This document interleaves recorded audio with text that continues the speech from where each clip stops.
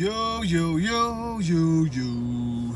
What's going on? Terrell, Hall of Fame, D-Line, TBKC, and all that other beautiful, wonderful shit. Man, look at here, look at here. A lot of y'all had the questions about my breeding video. And I'm going to tell you, the whole process of breeding is very simple. It is very, very, very simplistic. But the first thing, as I've said on the other videos, is understanding what direction you want to go in and, you know, doing things a certain kind of way. Now, of course, you know, one of the questions I've been getting is if you have certain bloods that you don't believe are the best bloods, maybe, but you're seeing good results. Well, I'll tell you what, that I'm not saying that you have to cut your whole yard out.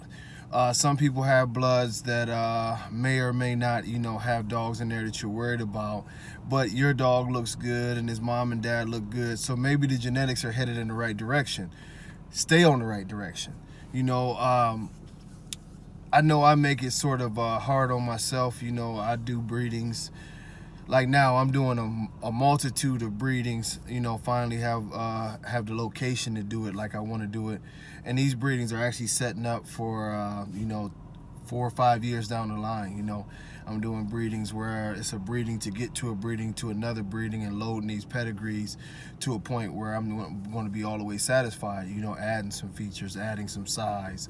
That's mainly what I'm adding, is size now. But you know, if you do have a dog and you see, you know, and you see the pedigree, and, you know, and it's a couple dogs in there, but you like your dog, you know, it's the same breeding process. You know, stay towards the things that would go away from the flaws or whatever issue that you believe is behind your dog's pedigree, because the best thing that you can do is not compound it. If you don't compound the issues, you'll be good to go. If you don't make things worse by doubling up on any of the flaws, you know, and this is very, very common sense things. But if you have a dog, you know what I mean, that has bad feet, you want to make sure that the dog that you're using to breed to doesn't have bad feet in there for 3 generations. It's going to make it very, very simple. And if we can do that, you know, you'll build a better pedigree, you'll build a better dog. Nothing in this, you know, breeding thing is 100%. Nothing in this breeding thing is 100% at all. You know, you'll sometimes still come up with a puppy that's a pet quality puppy. But as a responsible breeder, that's the best thing. You are taking the best of the best. Sometimes in a litter, it might only be 2 that you consider to be of a quality that you want to represent your breed. But you have to stack your pedigrees with a ton of good dogs that fit all the looks and all the characteristics that you want in your pedigree. I'm going to repeat this a million times, you know, moving forward. Only breed the stuff that represents what you want to represent.